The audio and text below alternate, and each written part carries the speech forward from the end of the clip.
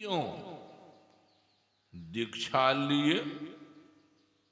दीक्षा लिए किस लिए? परमात्मा की भक्ति करने के लिए। क्यों? कारण होगा। तो परमात्मा की भक्ति करके परमात्मा को प्राप्त करने से जीवनादि काल से मिलते दुखों से सदा सदा के लिए छूट जाता है और अनंत काल तक परम सुख को भोगते रहता है। जब इसीलिए आप दीक्षा लिए थे तो फिर कैसे होगा?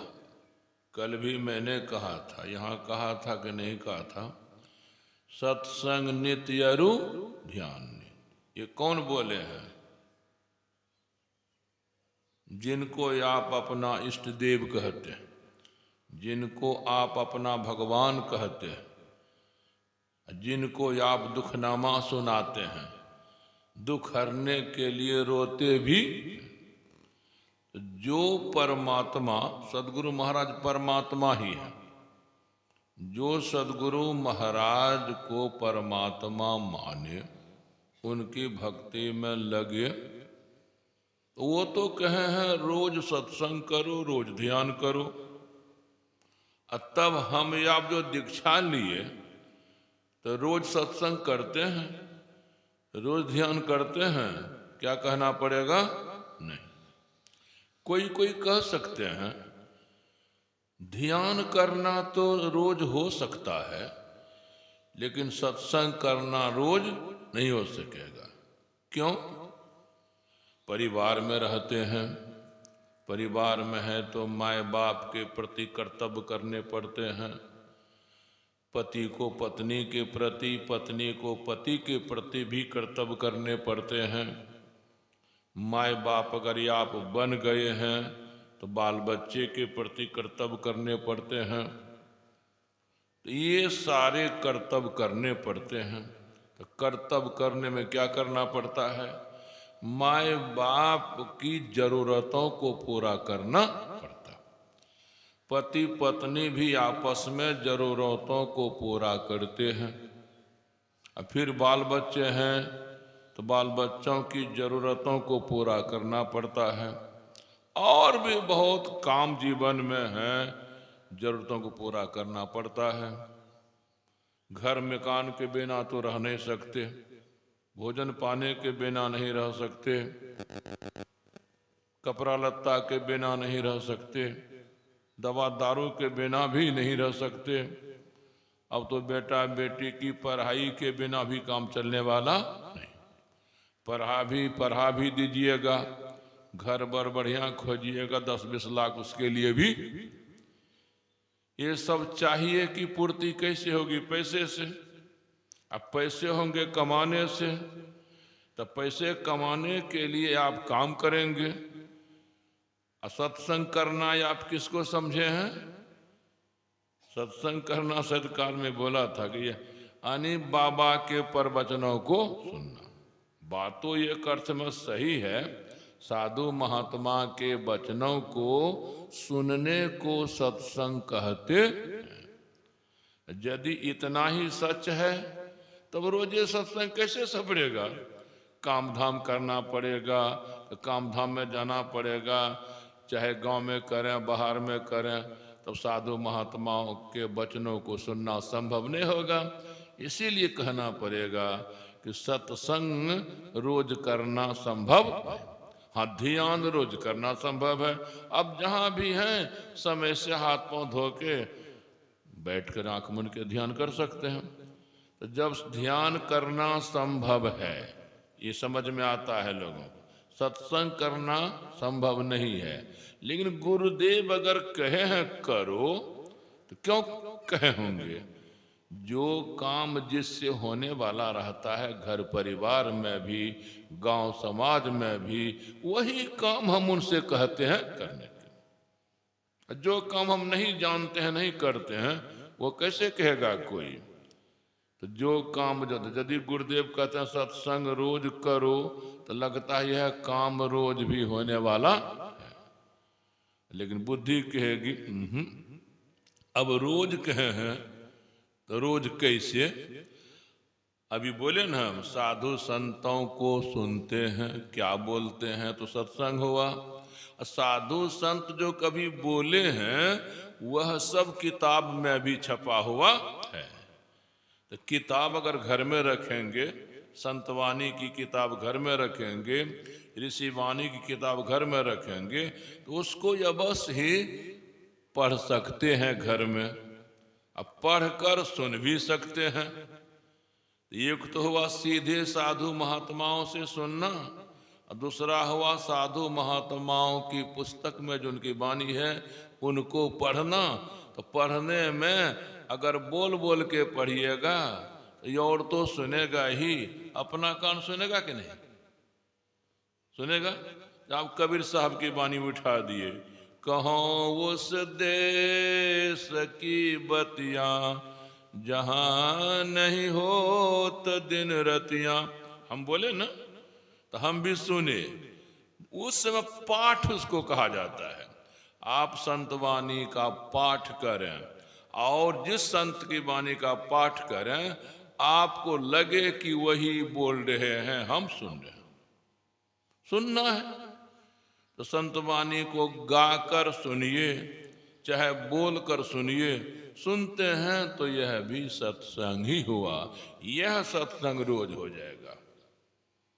इसे दैनिक सत्संग क्यों करते हैं हम लोग? दैनिक सत्संग में स्तुति पाठ करते हैं। एक ठो भजन कीर्तन या संतवाणी गा दिए तो खाली गा मत दीजिए, सुनिए कि उसमें क्या क्या कह रहे हैं, हम अपने पर लागू कीजिए, इसमें हम कितना मान रहे। तो सत्संग रोज करो, ध्यान रोज करो। लेकिन हे या देखिए सप्ताह शिविर लगा है, कहाँ लोग हैं सत्संग करने वाले, कहाँ हैं ध्यान करने वाले हैं एको। तो तब क्या हुआ? तब दीक्षा लेने का क्या माने हो गया? दीक्षा जो लिए आप किस काम के लिए?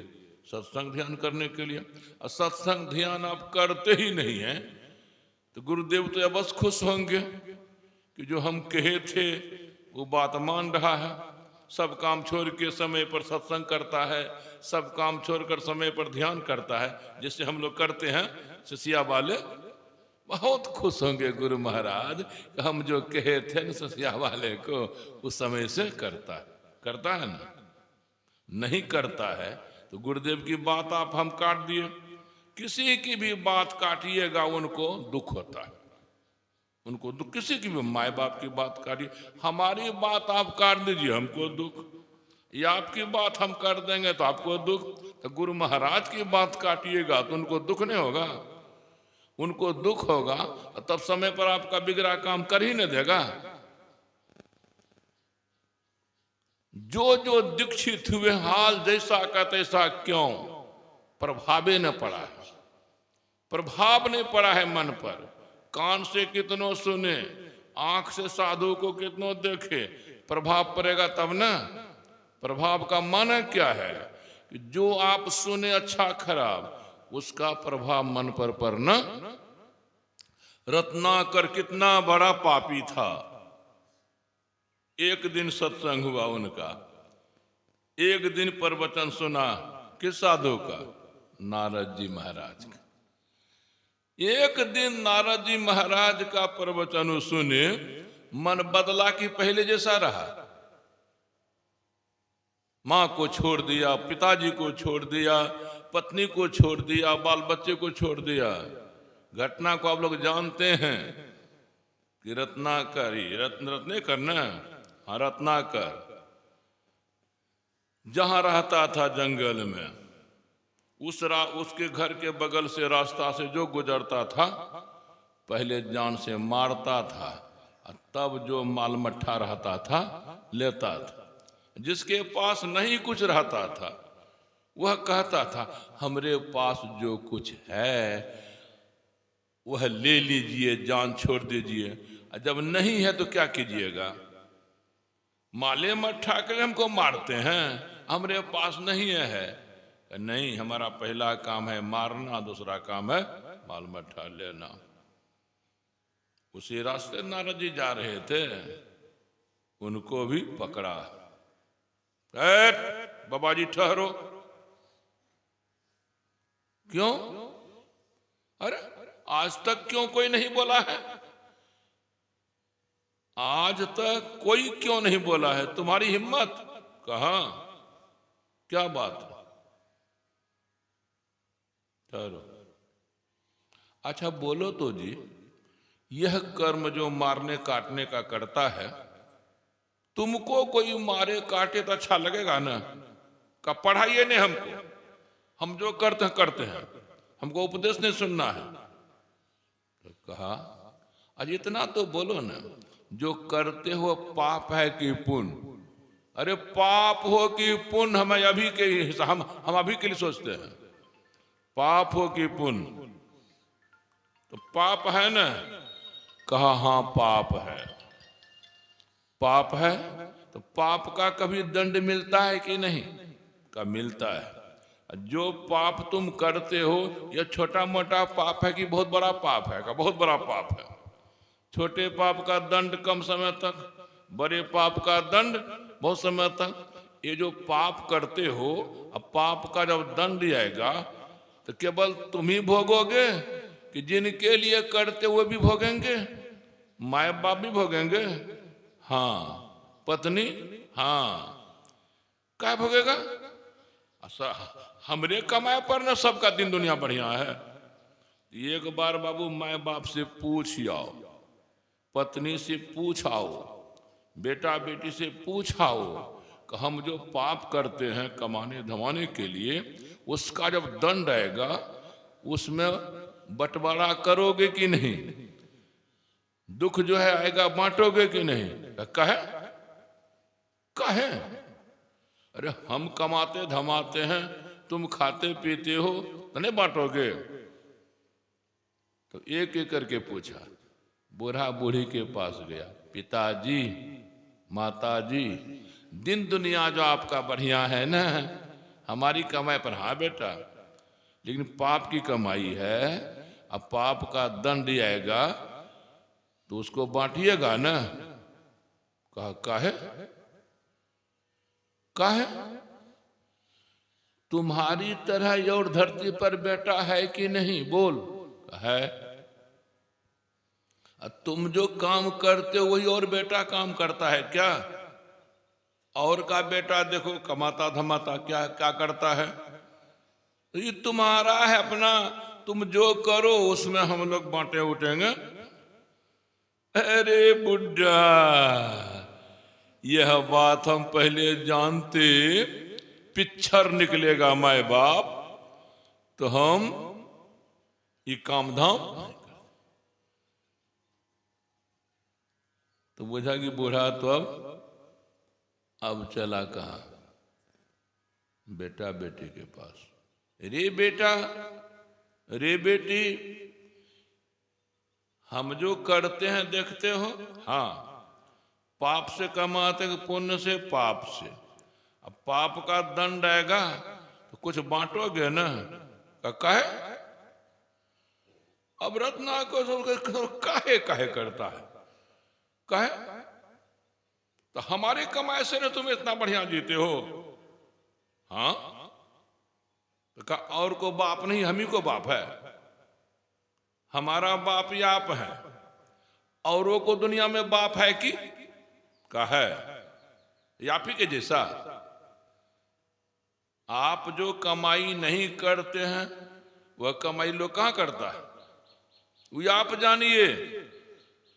आपका कर्म दंड आपको जे देगा हम लोग नहीं बांटेंगे। अरे अरे देखिए, बाल बच्चे के मुंह से ऐसी बोली कठोर, हम जानते न थी काम। बाप तब सोचे बूढ़ा बूढ़ी तो बदल जाते हैं, बेटो बेटी बदल गए, मेरी अर्धांगिनी तो कभी नहीं बदलेगी, पत्नी कभी नहीं बदलेगी, वो जरूर साथ देगी पाप के दंड में। पहुंच गए। मुन्नी माँ, ये नहीं बोला होगा, कुछ हो तो नाम बेटा बेटी का होगा।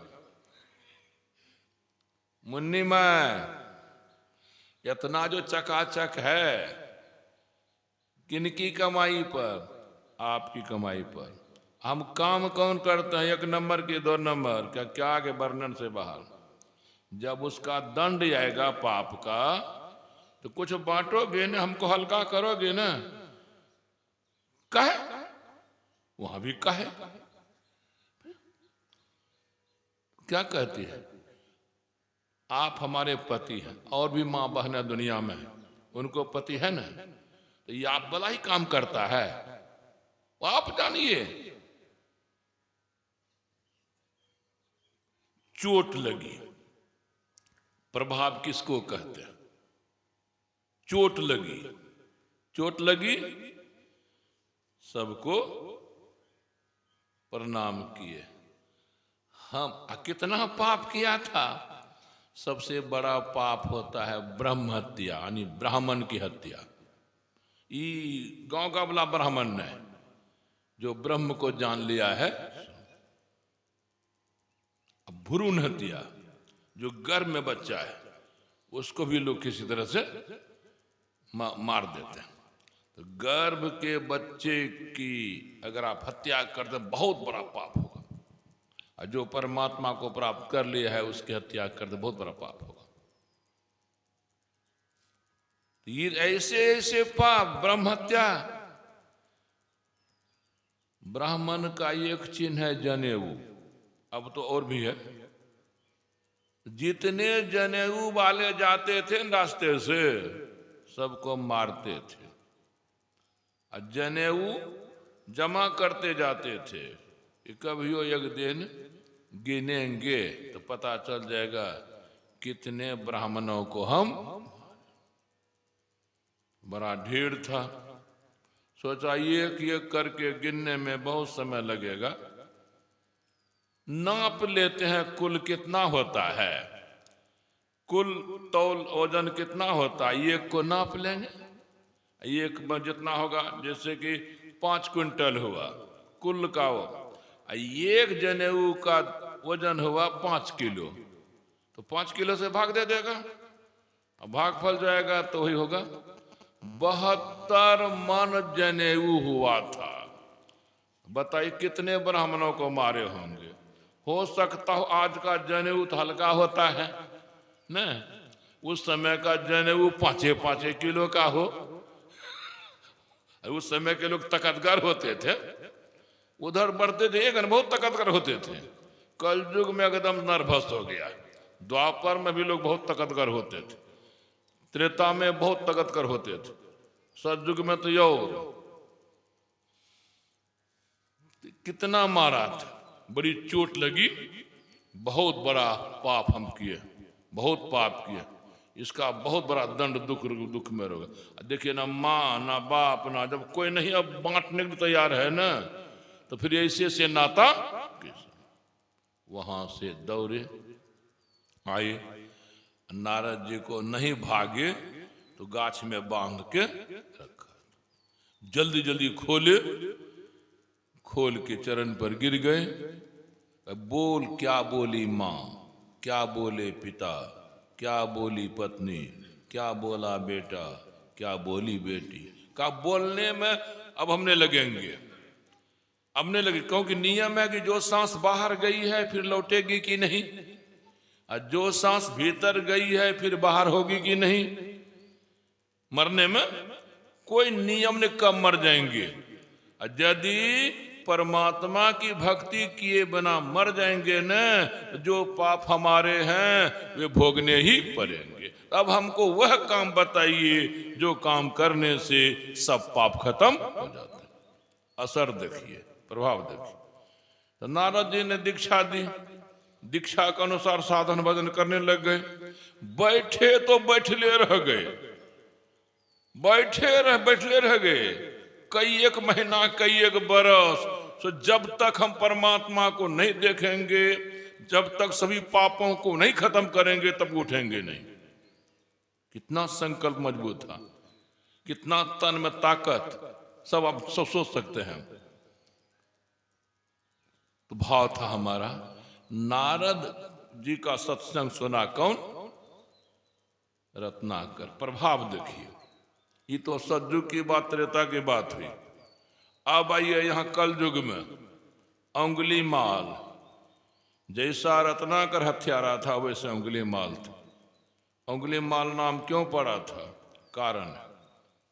कारण है कि अंगुली माल एक अघोर से दीक्षा लिया था, वैदिक दीक्षा नहीं, वाम दीक्षा, अघोर की दीक्षा। अघोर देखे सब कुछ खाता पीता है। उस दीक्षा में गुरु ने कहा था, मेरी साधना करते हुए इतने समय में 1000 आदमियों की हत्या करोगे या बलि करोगे तो तब सिद्धि तुमको मिल जाएगी। जो कहोगे सो करे, हो जाएगा। तो कहा ठीक है। तो समय समय पर एक एक आदमी की बलि देते गए, गर्दन काटते गए।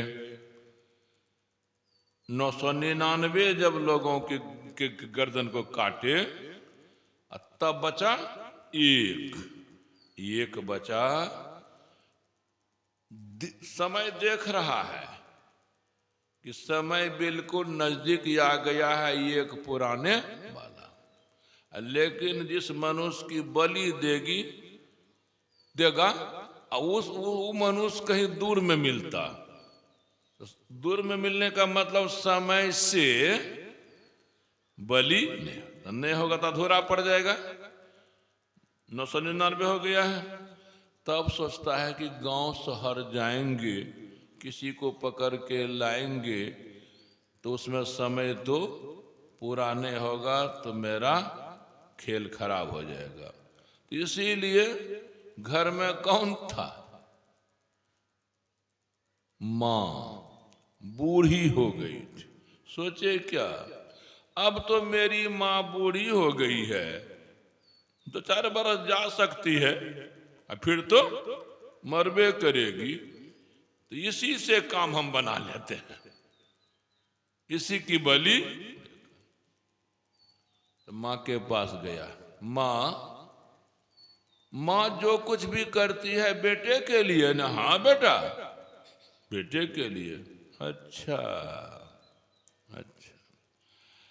तो देखो मां, बेटा का काम जब बिगड़ता है तो मां को चिंता हो जाती है कैसे बेटा का काम। तो मेरा ये काम बिगड़ रहा है और तुम ही से होगा। क्या होगा? हम अघोर की दीक्षा लिए ना, हम 999 बलि दे चुके। हाँ, एक ठो कौम है। देखते हैं गांव शहर जाएंगे तो समय गड़बड़ा जाए। तो अब तो तुम 1 आध साल में चली ही जाओगी, हमारा काम कर दो ना। तो क्या काम? यही कि तुम्हारी बलि देकर हम 1000 पूरा लेंगे। कैसा कैसा लगा होगा माँ को? ठीक है बोली होगी? कोई नहीं ठीक कहेगा। क्या बोला रे, यो बोलने लग बात है रे। काम है। बुढ़िया थरथराने लगी कि हो ना हो, हो ना हो। आओ खोजने गया। कौन चीज? कचिया, दबिया, तलवार, कुछ हो। देखिए जस तुलसी जसी भवितव्यता।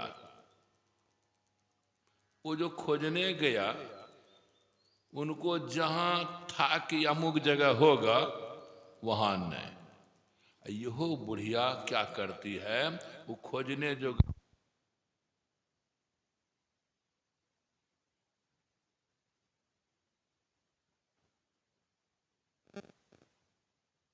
सदगुरु महाराज। तो बुढ़िया क्या की, जितना ही सकी न घर से निकलकर थुबुर करते भागने लगी। लगभग यहां से बुझिए चथरिया पीर। तब उसको मिला छुरा। अब छुरा मिला तो घर में, कहाँ हो मां, कहाँ हो, कहाँ हो मां? अरे तब न के यहां। समझ गया। ओ, लगता है जान बचाने के लिए सब तरफ हुलुक बुलुक किया, एक तरफ दिखाई पड़ी, एक जगह दिखाई पड़ी जा रही है। अगर ठहर ना, काम बिगड़ेगा तो तुम पता चला देंगे। बुढ़ियो बुझिए रही है, काम बिगड़ेगा तो पता चलेगा, मारबे न करेगा, हथियार हाथ में कह लिया है तो निश्चित रिजल्ट है कि मारबे करेगा। अरे रुक ना।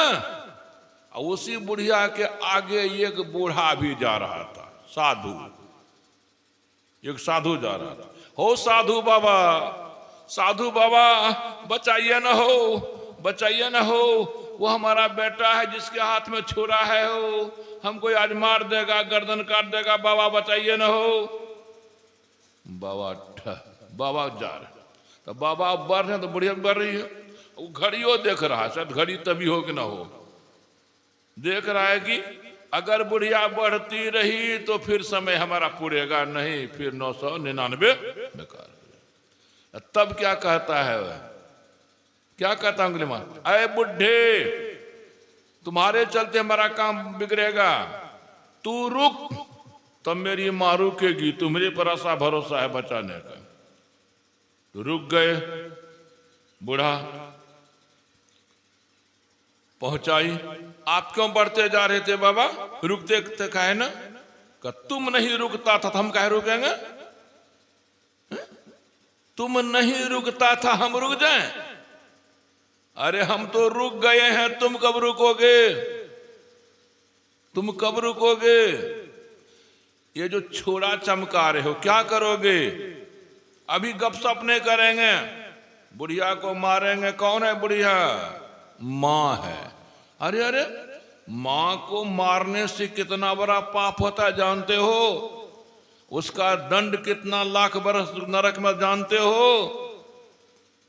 अरे मान लो बुढ़िया को मार दिया, 1000 पुर गया, सिद्धि मिल गई, जिसको जो कहोगे हो जाएगा।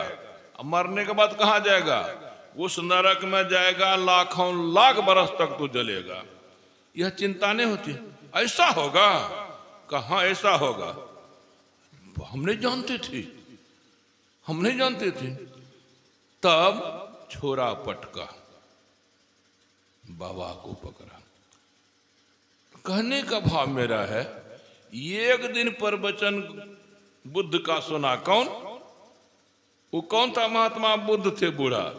एक दिन प्रवचन सुना, प्रभाव पड़ा ना किसके ऊपर? उंगली माल पर। पाप छोड़ दिया, दीक्षा ले लिया, साधन में जुट गया। इसको प्रभाव कहते हैं। इस सत्यनारायण तो कितना सुना है, इस सत्यनारायण ये आज तक उस तरह ध्यान में कहां बैठा? जिस तरह से रत्नाकर ध्यान में बैठा, जिस तरह से उंगली माल ध्यान में बैठा, सत्यनारायण को देखें ध्यान में बैठते नहीं।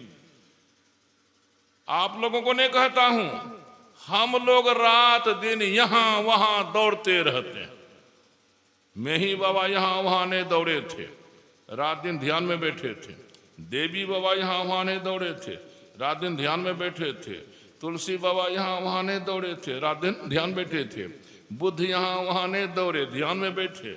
महावीर यहां वहां नहीं दौड़े, ध्यान में बैठे। ये हमारी पार्टी जो है ना संत महत की, हे भगवान कितना उद्धार करने में लगा है, दाढ़ी प्रसाद पता नहीं। भाव था हमारा कहने का, हम प्रवचन कितनों झाड़ दें, ग्रंथ कितनों पढ़ लें, तक प्रभाव हुआ, प्रभाव हुआ एक दिन के सत्संग से न, तो प्रभाव नहीं पड़ता है सत्संग प्रवचन का, इसीलिए मन बदलता। दूसरी बात, सत्संगी क्यों नहीं आ रहे हैं? पहले सुने थे सत्संगी, गुरु महाराज कहते हैं, कल मैंने कहा था, नित्य प्रति सत्संग कर ले प्यारा, तेरा काज सरे सारा। रोज सत्संग करोगे तो तुम्हारे सभी बिगड़े काम बन जाएंगे। यह लोभ हो गया हम लोगों को। सत्संगी बनने का मतलब क्या है? सत्संग करने का मतलब क्या है? सत्संग करने से सभी बिगड़े काम बन जाते। तो क्यों नहीं हम सत्संगी बन जाएं? क्यों नहीं सत्संग करने लगे?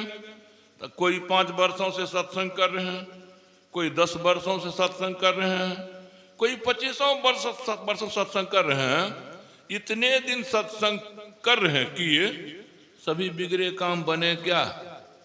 कहना पड़ेगा नहीं। जो जो चाहे सो सो हुआ क्या? नहीं हुआ। जो जो चाहे सो नहीं हुआ तो फिर लोग काम काहे करेगा?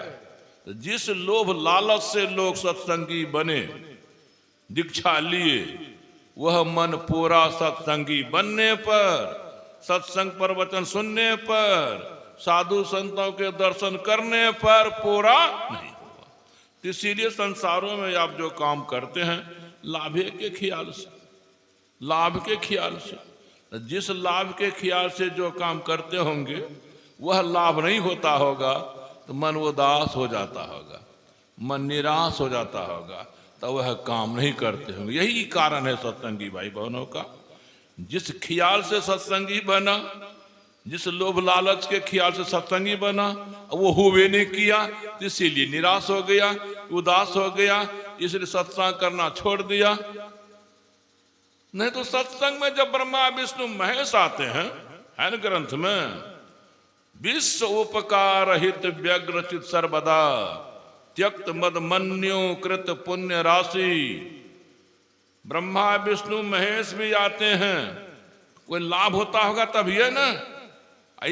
गांव वाले नहीं आते हैं तो सत्संग से जो लाभ सुने थे होगा, वह लाभ जो नहीं हुआ तो सत्संग करना छोड़ दिया, प्रवचन सुनना छोड़ दिया, ध्यान करना छोड़ दिया।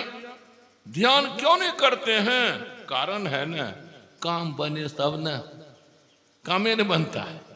सत्संग करना क्यों छोड़ दिए? कामे नहीं बनता है।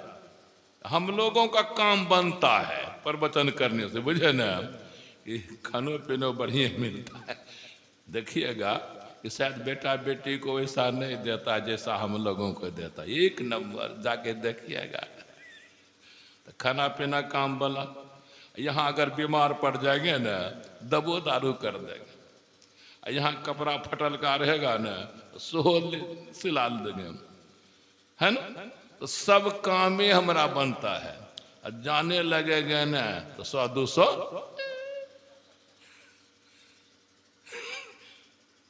तो ये हम लोगों को लाभ होता है, इसीलिए हम लोग प्रवचन करते हैं। यदि यह सब ने होगा ना, बुढ़बा के प्रवचन करेंगे, खुल्लम खुल्ला मेरे मुंह से निकलेगा, खुल्लम खुल्ला, खुल्लम खुल्ला। अब चलिए, मैं कह रहा था असली बात है आचार्य की जो दीक्षा देते हैं, वो दीक्षा देने वाले को पते नहीं है इस पेशेंट को कौन डिजीज है, कौन मेडिसिन देना। ये आप लोग हो गए पेशेंट, चाहते क्या है इसका पता हमको है नहीं, पता नहीं। भक्त 4 प्रकार के होते, गीता में है ना, चतुर्विधा भजन्ते मांग जी जनाः परुपासते तेषां नित्याभिन। चतुर्विधा भजन्ते मांग सुकृतिनो अर्जुन आर्तो जिज्ञासु अर्थार्थी ज्ञानी च भरतर्षभ। हे अर्जुन, मेरे भक्त यानी परमात्मा के भक्त 4 प्रकार के होते। मानसों में है राम भगत जग 4 प्रकारा सुकृति 4 अनगुदारा। यानी ग्रंथों में है भगवान के भक्त 4 तरह के होते हैं।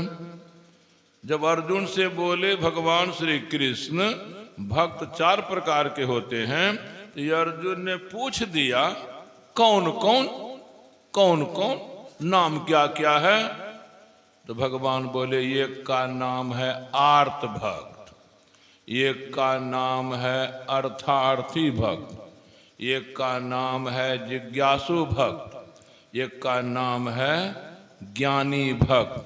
क्या ठो गिनाए?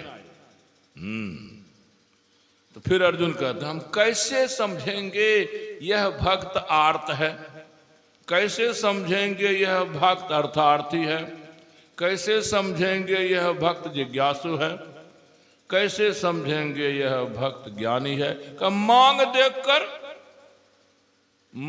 देखकर पहचान लोगे। देखना भक्ति करता है भगवान का। यदि मन में मांग क्या है, हे भगवान हम इस संकट में हैं, इस विपत्ति में हैं, इस फेरफार में हैं, इस परेशानी में हैं, यानी जो दुख आपको भी मिल रहा है, भगवान से कहते हैं हे भगवान हमारे ऊपर दया कीजिए, यह दुख हमारा खत्म हो जाए। जिस भी कारण से जीवन में दुख मिल रहा है, उस कारण को हटाने के लिए, दुख को मिटाने के लिए अगर भक्ति कोई करता है तो कह देंगे वह आर्त भक्त है। आर्त मन दुखी, अर्थार्थी।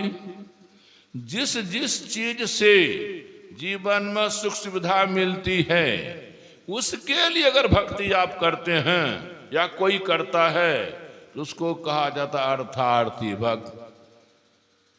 जो जिसको भी राजपाट मिला होगा उसको तो कोई सुख नहीं मिलता होगा, जो राजा होगा महाराजा होगा। जैसे चाय बेचने वाला था पिता किनका,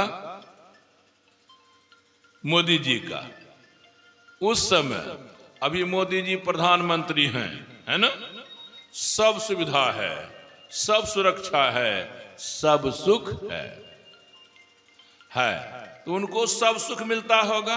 और जो चपरासी हैं, किसी तरह से घर मकान, किसी तरह से खाना पीना, तो मतलब है राजपाट से भी सुख सुविधा मिलती है, पद प्रतिष्ठा से भी सुख सुविधा मिलती है, और भी कुछ बनने से सुख सुविधा मिलती है। यानी जिससे जीवन में सुख सुविधा मिलती है, उसी को अगर चाहते हैं भगवान से, तो इसको कहिए अर्थार्थी भक्त।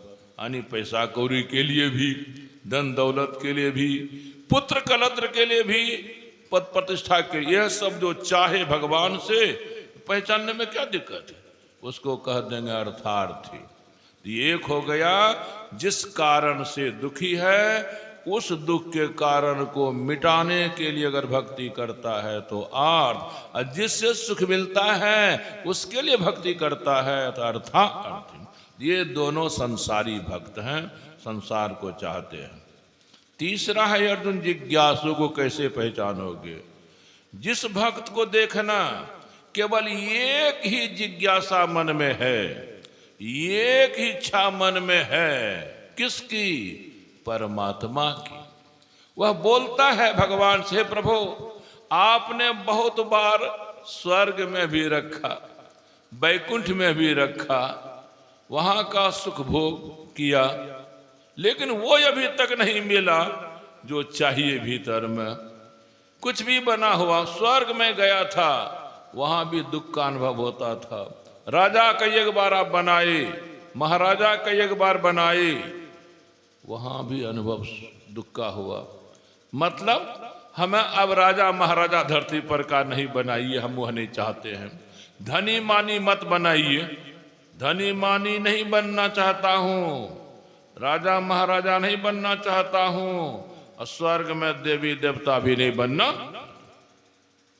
मतलब मुझे स्वर्ग नहीं चाहिए, धनी मानी का घर नहीं चाहिए, बेटा बेटी नहीं चाहिए, पति पत्नी का संजोग नहीं चाहिए, राजपाट नहीं चाहिए, आप चाहिए आप।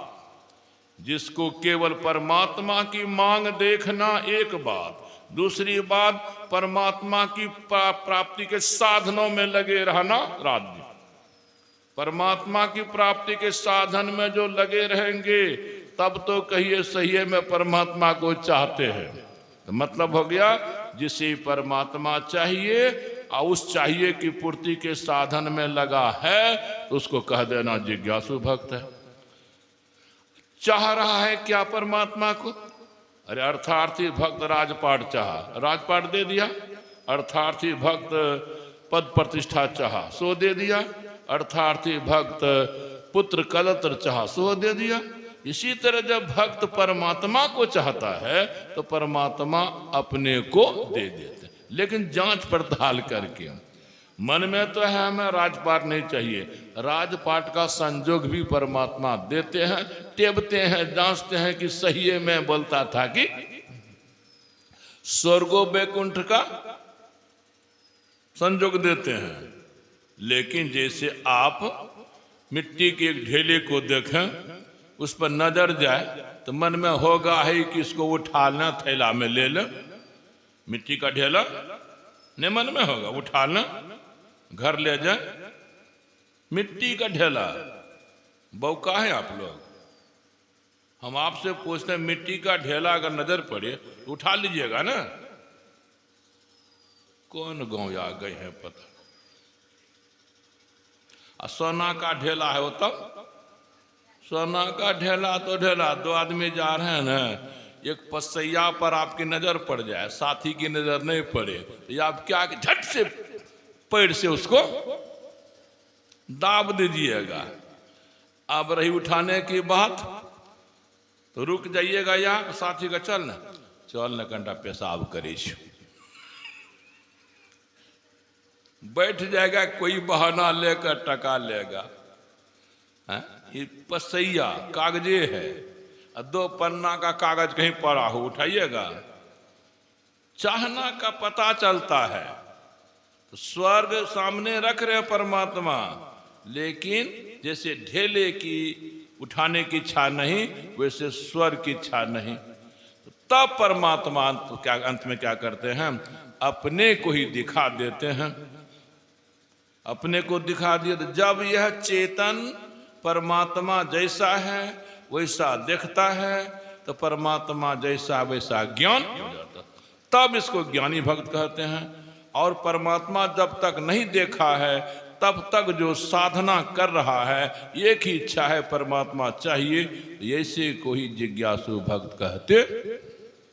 अब मिलाइए संत मत में कौन भक्त आप हैं, गुरु महाराज आपको कौन भक्त बनाना चाहिए।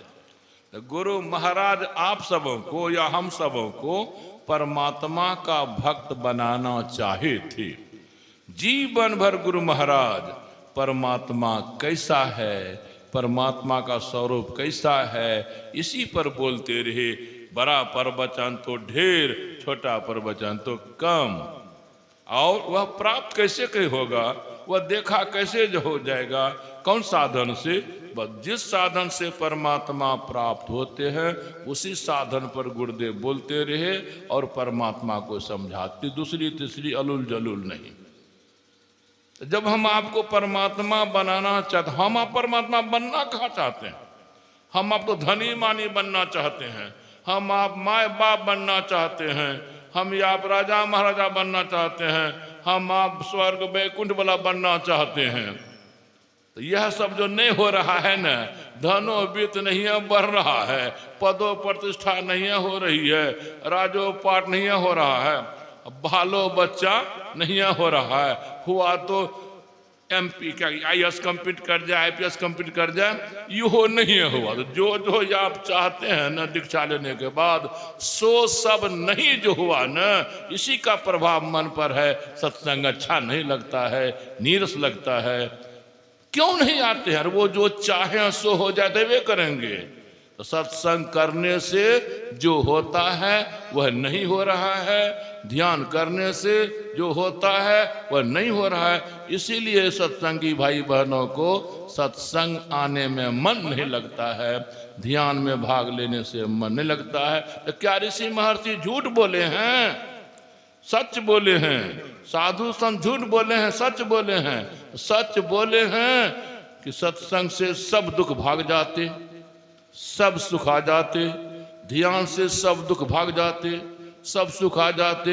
लेकिन हो नहीं रहा ऐसा, माने है सत्संग को बढ़िया से समझे नहीं है, माने है ध्यान को बढ़िया से समझे नहीं है।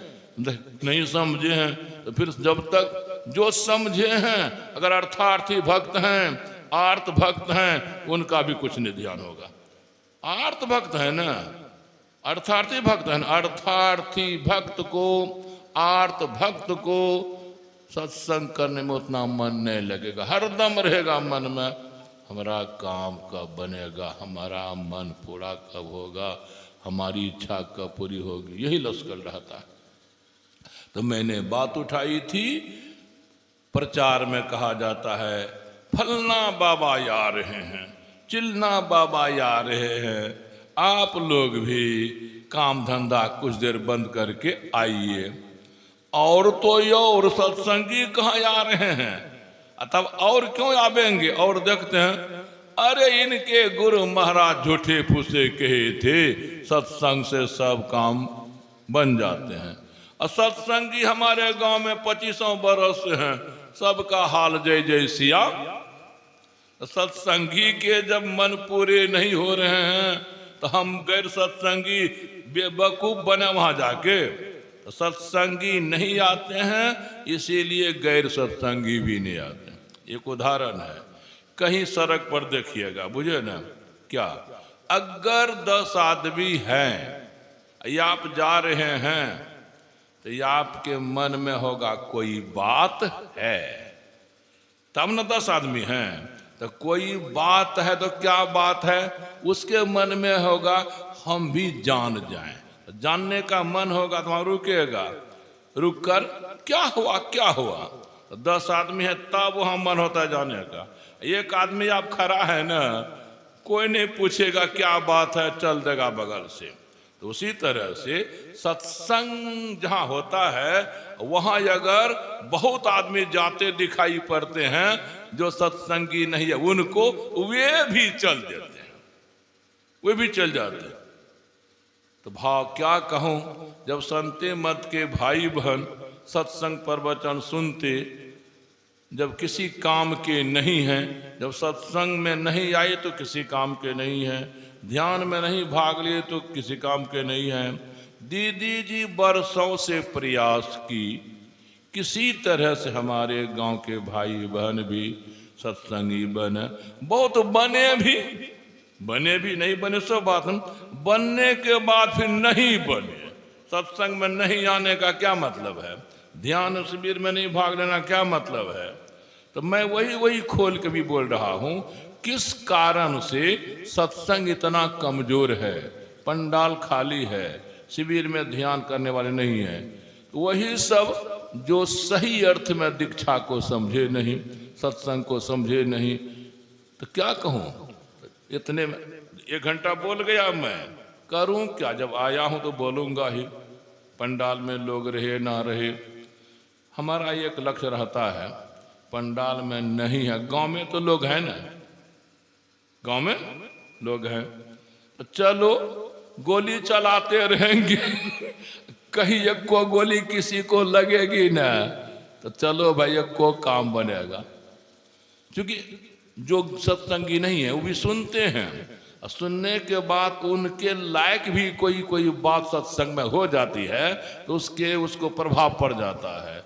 इसी ख्याल से प्रवचन करता हूँ।